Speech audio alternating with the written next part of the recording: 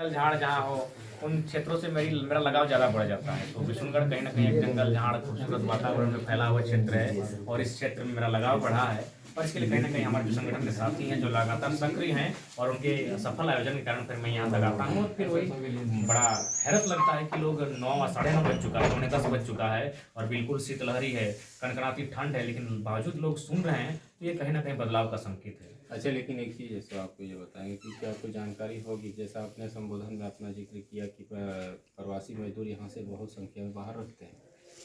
24 घंटा के भीतर हमने इसका कवर भी किया था कि 3 विष्णुगढ़ के लोगों को अलग अलग राज्यों में मृत्यु होती है। तो इस तरह का आए दिन देखा जा रहा है कि पहले तो लोग गंभीर चोट और ये दुर्घटना का शिकार होते थे, लेकिन अभी ज़्यादातर आते थे शव ही वापस आता है। कुछ लोगों का तो स्थिति ये है कि शव नहीं लाने का पैसा नहीं होने के कारण किसी तरह से वहीं पर अंतिम संस्कार कर दिया। बिल्कुल, ये बहुत ही माने पीड़ादायक समस्या है और पीड़ादायक घटना है। आज झारखंड जैसे राज्य में जो पूरे देश को मिनरल्स देता है, पूरे देश को माने आर्थिक रूप से संपन्न करता है, और उस राज्य में अगर मजदूर के साथ ये व्यवस्था बीतती है, ये पीड़ा अगर अनुभव करते, बिल्कुल मैं भी जब मुंबई गया तो वहाँ भी 3 मजदूरों का डेड बॉडी यही बगोदर, तुमरी और मनीष क्षेत्र में आया था। तो मुझे बड़ा, और मुझे क्या, हर इंसान को ये पीड़ा होता है। लेकिन मैं आपके चैनल के माध्यम से, आप दोनों के चैनल के माध्यम से मैं संदेश देना चाहूँगा, जो भी हमारे प्रवासी मजदूर हैं, कृपया आप अपनी सेफ्टी का ख्याल रखें। आप भले प्रदेश में, हम मानते हैं आप हमारे लिए ही, अपने बच्चों के भविष्य के लिए वहाँ तक गए हैं, लेकिन आप ही हमारा सबसे बड़ा धरोहर है, आप सबसे बड़ी पूंजी हैं। इसलिए आप अपनी सेफ्टी का, अपनी सुरक्षा का भी बिल्कुल चिंता करें। बहुत पीड़ादायक होती है जब 3-3 मजदूरों का डेड बॉडी इसी विष्णुगढ़ में कुछ ही घंटों के अंदर आता है, तो कहीं ना कहीं बहुत दुर्भाग्य का विषय है। एक और सवाल, टाइगर जयराम महतो अगर मुख्यमंत्री बनते हैं तो प्रवासियों के लिए एक विज़न होगा सर?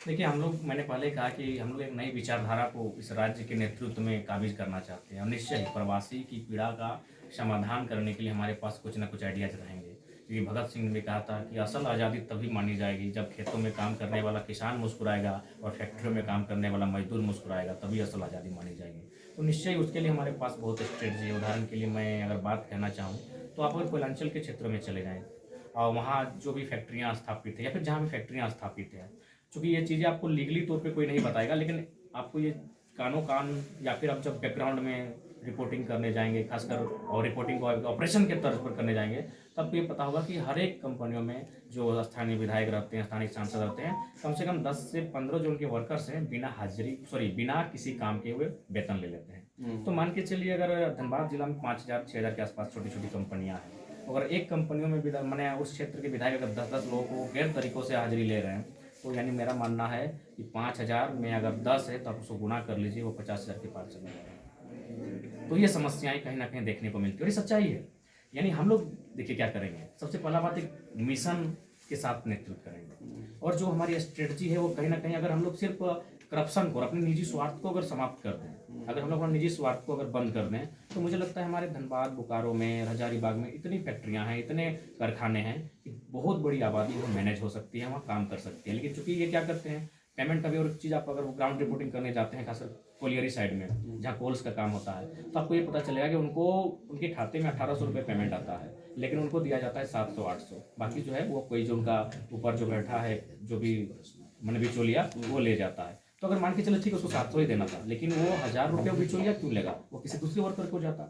तो अभी नीति बनाना दूर की बात है, केवल जो गलत नीतियां हैं उनको अगर दूर कर ले, तो आधे से ज़्यादा कम से कम मजदूरों की समस्या का यही समाधान है।